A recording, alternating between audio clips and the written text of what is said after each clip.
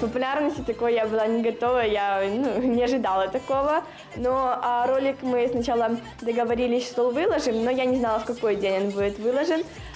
Когда мне сказали, что ролик уже выложен и там очень много просмотров, я была, конечно, очень рада, но удивлена в то же время.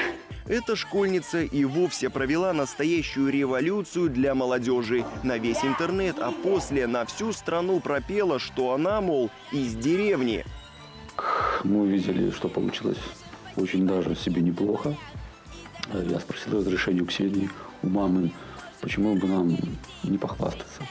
Но, естественно, такого ажиотажа и такого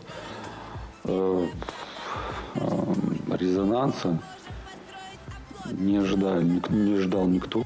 В своем призыве юная Ксения не агитирует поскорее перебраться в мегаполис. Наоборот, начинать-то нужно с малого или с малой родины. Я считаю, что этот ролик был очень искренний, и я люблю свою страну, и этим я горжусь. По мнению школьницы, основой личной победы каждого человека не в том, куда ты уедешь, а в том, чтобы сделать лучше то, где ты живешь.